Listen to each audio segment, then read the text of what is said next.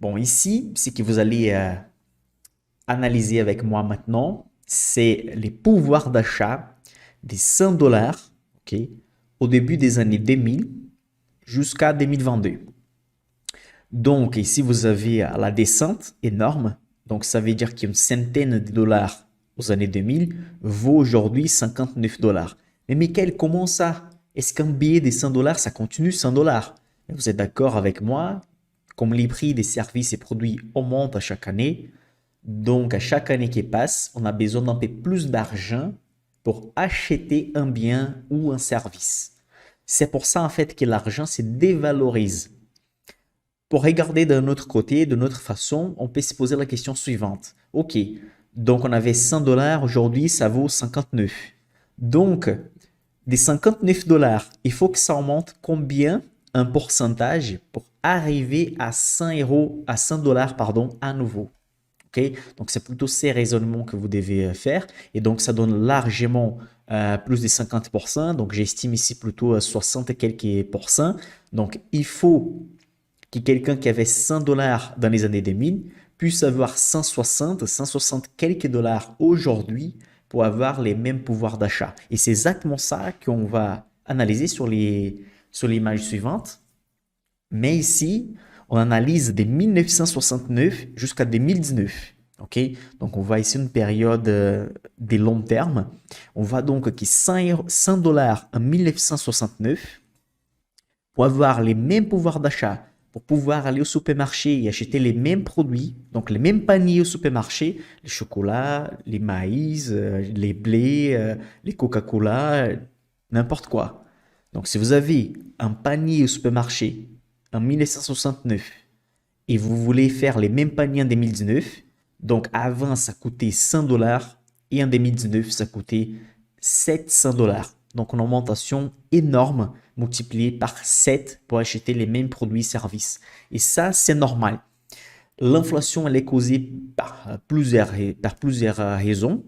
L'offre et la demande, des crises politiques, donc par exemple les conflits au l'est de l'Europe.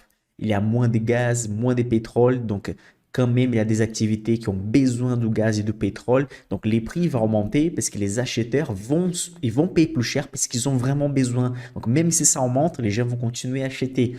Euh, Pendant la pandémie qu'on a vécue de 2020, ça reste un peu jusqu'à aujourd'hui, mais on est à la fin, on peut dire comme ça. Mais la nourriture, les consommations des bases, ça a continué. Donc, il faut garder en tête que la dévalorisation des devises, c'est normal. Les bâtiments, les machines, les secteurs industriels surtout, il y a des dévalorisations des machines et tout ce qui est utilisé pour produire des services et des produits, des contenus. Donc c'est normal que les choses vont vieillir et du coup on doit racheter certaines choses et elles vont coûter plus cher. Ça c'est déjà l'inflation naturelle. Mais en plus de ça, il y a les conflits politiques, les décisions politiques qui vont aussi impacter l'augmentation des prix. Ici, nous avons donc finalement un euro. Ok.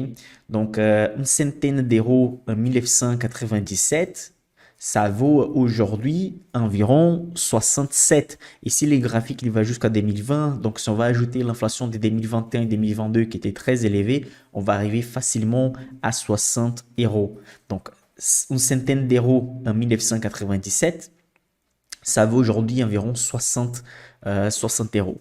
Donc, ça veut dire qu'on doit avoir beaucoup plus d'argent aujourd'hui pour acheter les mêmes choses qu'on avait en 1997. Moi, en 1997, j'avais 7 ans, donc actuellement j'ai 32 ans.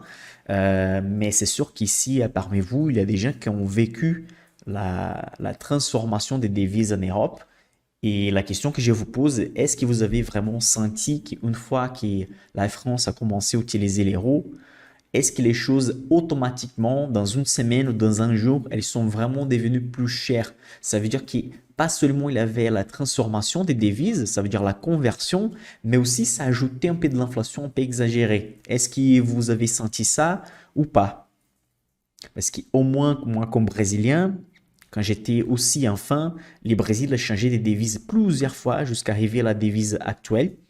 Et au moins mes parents, les grands-parents disent toujours qu'à À chaque fois qu'on change des devises aussi, au-delà des taux de conversion entre les devises, l'ancienne et la nouvelle, il y a aussi une inflation automatique qui s'installe, aussi causée par les risques que cette nouvelle devise change à nouveau ou puisse passer sur des problèmes, des risques, des consolidations aussi, parce que ça change la devise d'un pays, c'est un sujet assez sérieux.